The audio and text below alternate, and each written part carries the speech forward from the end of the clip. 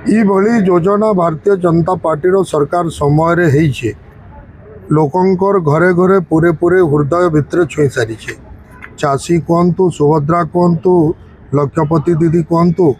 विभिन्न क्षेत्र में आ नआपड़ा विधानसभावासी गोटे लक्ष्य थिला से लक्ष्य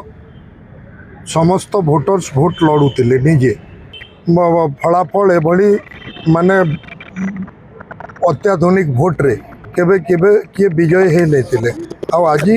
भारतीय जनता पार्टी को सही भाया लोक भोट देकर विजय कराले नआपड़ावासी कंटाबांजी विधानसभावासी समस्ते एक मत होकर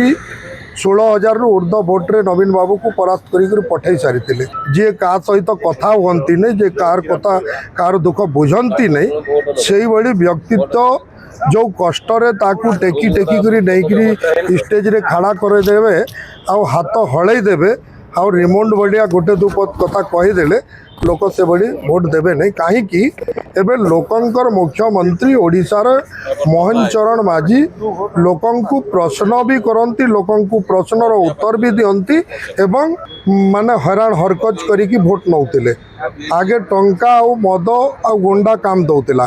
एबे सेटा काम देव नहीं एबे भी से माने विभिन्न जगार टंका बाटले विभिन्न खर्चा कले विभिन्न माने प्रलोभन देखाले लोक आ लोकंकर प्रलोभन रे पड़ी नहीं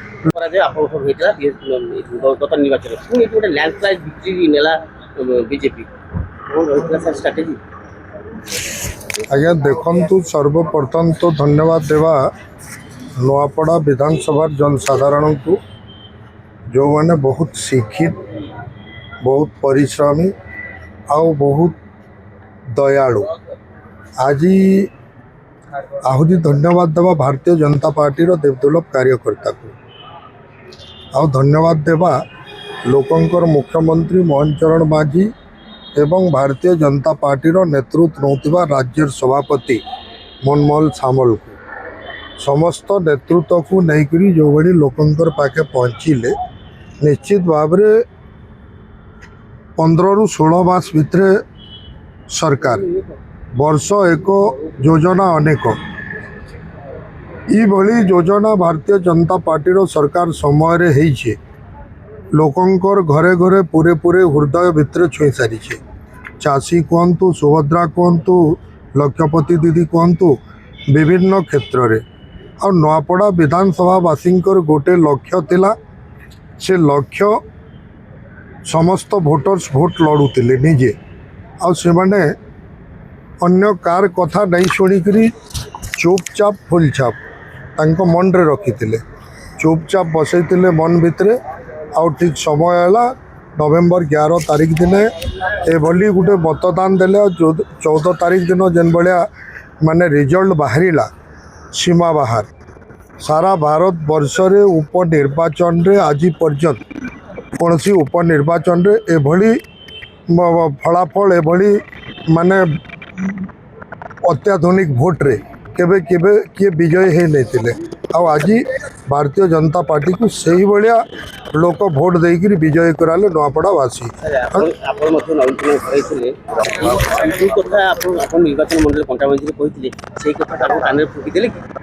नाई नाई निश्चित भाव में देखु कंटाबाजी विधानसभा 2024 मसीहा जी पूर्वतन मुख्यमंत्री नवीन बाबू थिले से लड़ुले से 4 रु 5 थर जाइए भोट प्रचार करवार लोकं को कहूले मो गोटे लोकप्रिय मुख्यमंत्री किंतु मुख्यमंत्री जहाँ करते पदमपुर जहाँ करते विजेपुर जहाँ करते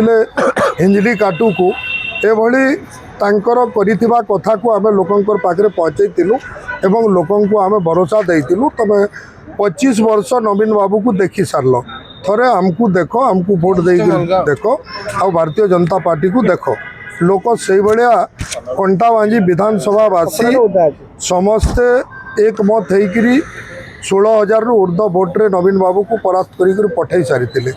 से नवीन बाबू को नहीं नुआपड़ा जो भाया